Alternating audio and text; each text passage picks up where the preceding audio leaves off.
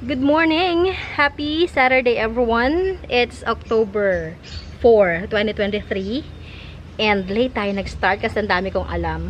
Ayan. Basta meron tayong gagawin ngayon na kayo na ko lang nakita. Pwede pala. Sige nga. Try natin. Yun nga lang, medyo mahaba yung ating preparation kaya medyo na late tayo. Ang today's activity natin ay ito. Tignan nyo, laki ng nag-giant na yung ating satin. Ito yung hinayaan ko lang gumapang sa may wall. Doon sa gilid doon. Noong una, binalak ko siya na kunin. Tapos, ipaikot natin sa pole. Kasi lang, tinamad ako. Tsaka hindi ko na siya kasi siya abot kasi dulong-dulo siya. So, hinayaan ko lang. Tapos, nung nakaraan, napansin ka, parang malalaki na yung dahon. And kanina na, may naisipan akong gawin. Ito yung nakita ko lang din sa gagayahin natin. Ayan. So, ito, nagkatang ganito kahaba. And, nag-prepare tayo ng pot dito, tsaka kahoy. Binutasan ko na siya dyan, ididikit natin yung kahoy. Parang ginawa ko na to before, kaso nga lang, medyo matagal na. Yan. Ang problema ko lang dito sa kahoy ko na available is may pintura. So, ang ginawa ko, kinaskas ko na lang siya para mas kumapit yung ugat ng halaman. Kasi pag may pintura, nahihirapan silang kumapit. Yan. Ito yung mga luma lang na mga kahoy-kahoy sa sa labas. Yan. And kung meron kayong parang yung pwede nyo dito sa ganito para pwede nyo isabit sa wall lang. Pako, pwede naman pala pako. Lagyan ko, hanap ako ng pako, baka pwede. Wait ha. Lagyan ng pako. Alam ko may pako dito para pwede ko siyang isabit lang. Ay, naitapon ko na yata yung mga pako na nandito. Or kahit yung push pin. Yung push pin na may iba. Hanap tayong pako. Wait lang ha. Baka sakali may mahanap akong pako pa dito. Pero kasi alam ko pinagtatapon ko yung mga pako ko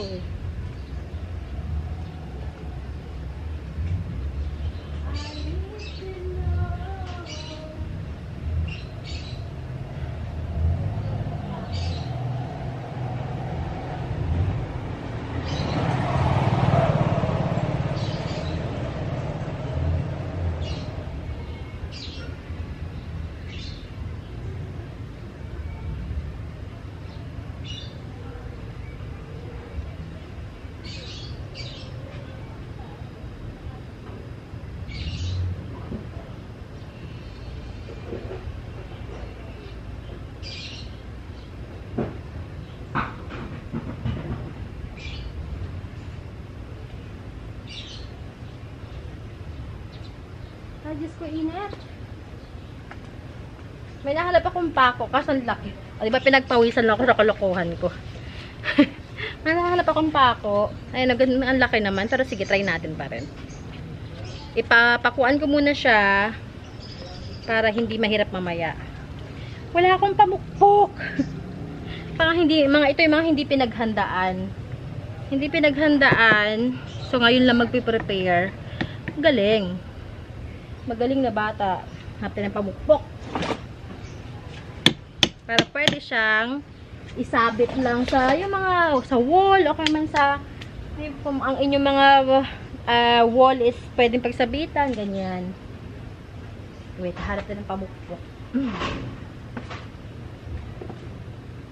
Ito. Maganda rin to sana Ito maganda rin pa. Next time, ito gagamitin natin. Baka matumba ang ating camera. Ang galing mo. Ready ka. Mga, last minute decision. Wala, ayaw niya. Gusto ko sanang pakuan muna siya bago natin siya gawin. Kasi pag naikabit ko na siya sa pot, hindi ko na siya, mahihirapan na ako magpako sa kanya. Maubos oras natin dito. Wait lang. Wala akong malaking bato ba dito na pwedeng papukpok.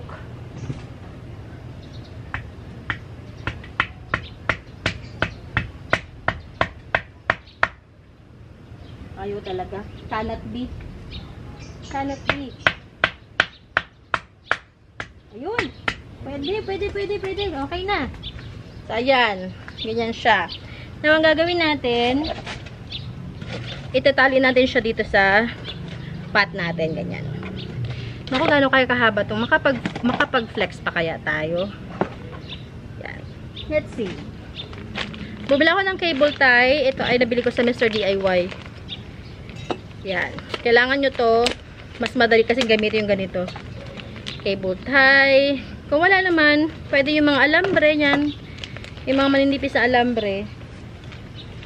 Sana is, mag-success yung ating ginagawa. Sana magkasya yung cable tie ko. Pag hindi nga. Sana magkasya ka. Kasi malapad yung kahoy natin. Sana umabot siya. O, mukha namang abot siya. Yan, sana nakikita yung ginagawa ko. Oh no! Para saktuhan lang siya. Hindi pa yata abot.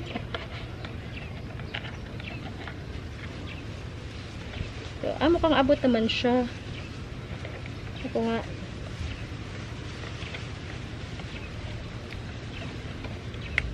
Hindi pa naman ako marunong masyado mag-cable tie. Try ko nga ha. Let's see. Ayan. Pwede. Why not? Chalk nut.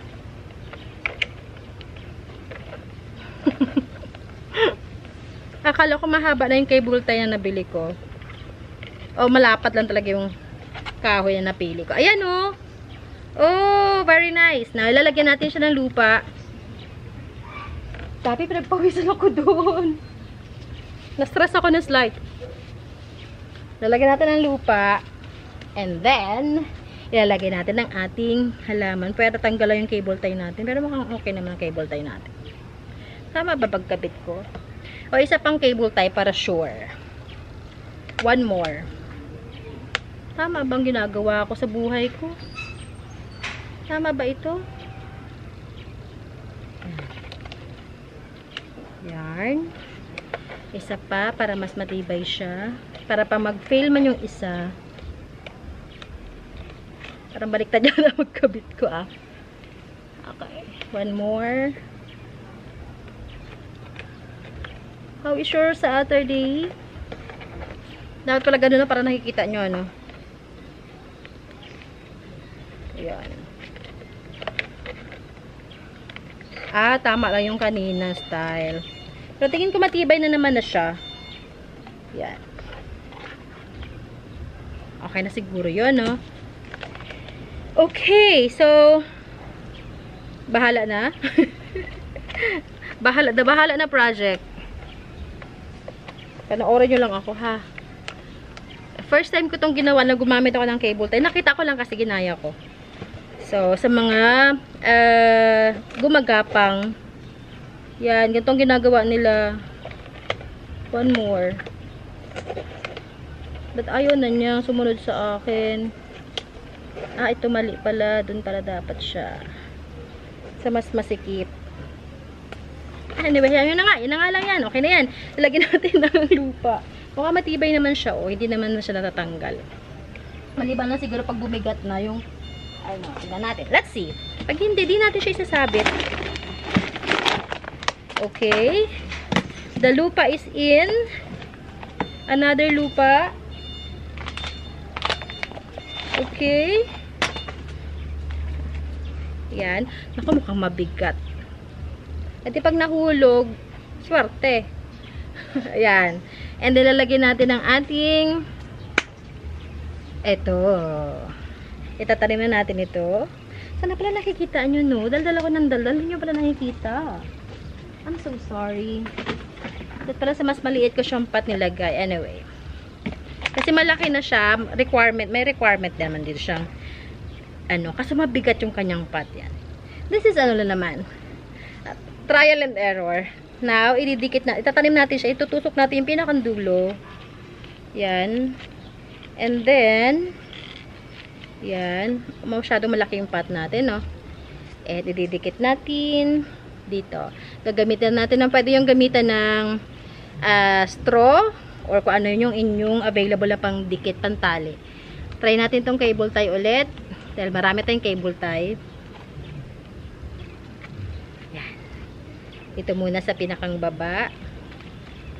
Malapad pala talaga yung ating malapad ang ating kahoy.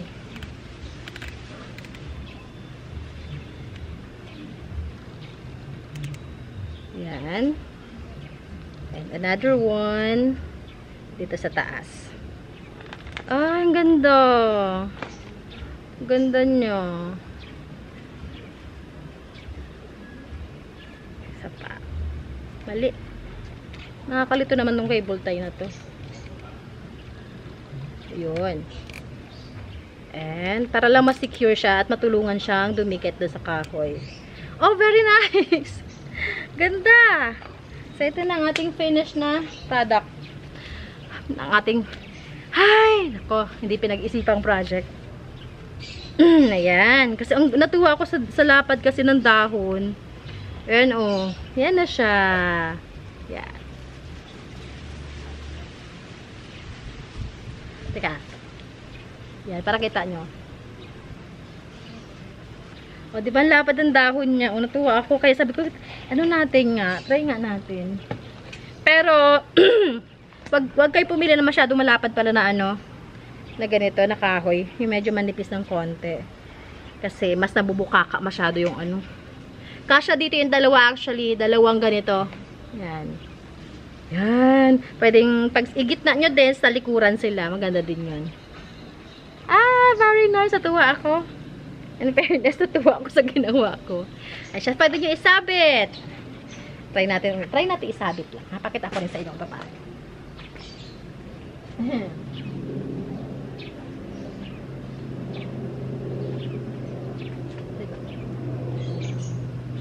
Tayo naman sasabitan. Dito, try natin dito sa gilid. Para hulog. Huwag ka mahulog, huwag kang bibigay. Ayan siya, pakita ko sa inyo ha. Ayan. Pwede siya nakasabit na ganyan. O, diba nakasuspend siya. Ayan. Pero, pumili na lang kayo na mas maliit na pot siguro at saka yung media na gagamitin nyo, hindi purong lupa. Para hindi siya ganun kabigat. Medyo mabigat yung ginawa ko kasi purong lupa na to eh. So, yan.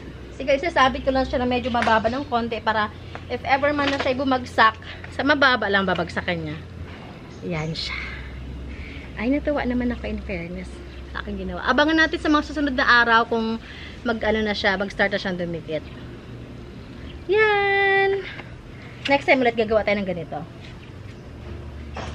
So, makakapag-flex pa ba tayo? May na-prepare naman ako. Ay, wala. May na-prepare ba ako?